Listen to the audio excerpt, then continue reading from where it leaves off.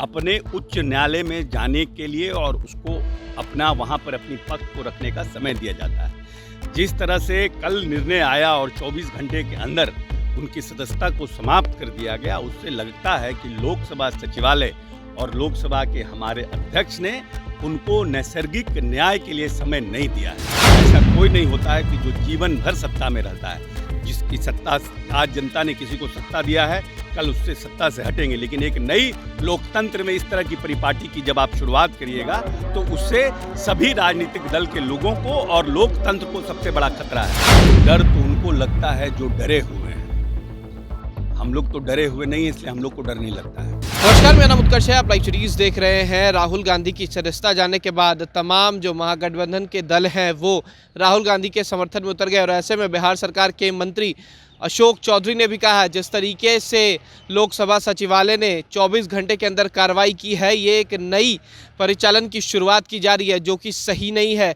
कोई भी सरकार जिंदगी भर नहीं रहती है। तमाम मुद्दे को लेकर क्या कुछ कह रहे हैं बिहार सरकार के मंत्री अशोक चौधरी, पूरा बयान सुने आप। देखिए, ये जो हमारी न्यायिक व्यवस्था है, न्यायालय के निर्णय पर हमारी कोई टिप्पणी नहीं है, लेकिन जो न्यायिक व्यवस्था है उस न्यायिक व्यवस्था में से एक बड़े क्रिमिनल को भी अपने उच्च न्यायालय में जाने के लिए और उसको अपना वहाँ पर अपनी पक्ष को रखने का समय दिया जाता है। जिस तरह से कल निर्णय आया और 24 घंटे के अंदर उनकी सदस्यता को समाप्त कर दिया गया, उससे लगता है कि लोकसभा सचिवालय और लोकसभा के हमारे अध्यक्ष ने उनको नैसर्गिक न्याय के लिए समय नहीं दिया है और ये लोकतंत्र के लिए अच्छा नहीं है।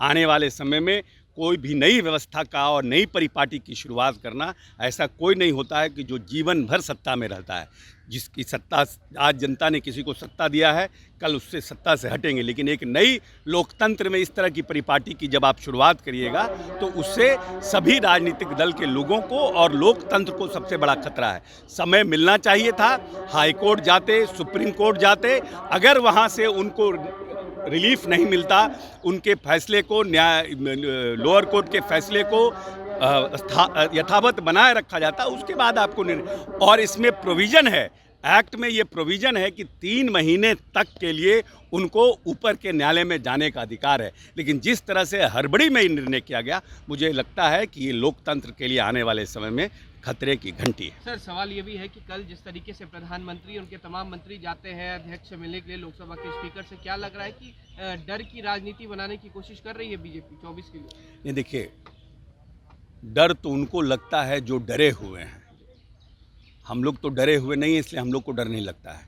ये कोई डराने का बात नहीं है, ये कार्यप्रणाली पर प्रश्न है कि किस तरह की कार्यप्रणाली हो रही है। तो आपने सुना किस तरीके से राहुल गांधी के समर्थन में उतरे हैं अशोक चौधरी। साफ कह रहे हैं उनको 3 महीने तक का मोहलत दिया जाता है किसी को भी कि उच्च न्यायालय में जाकर अपनी बात रखने का, लेकिन 24 घंटे के अंदर आनन फानन में उनकी सदस्यता रद्द की गई है।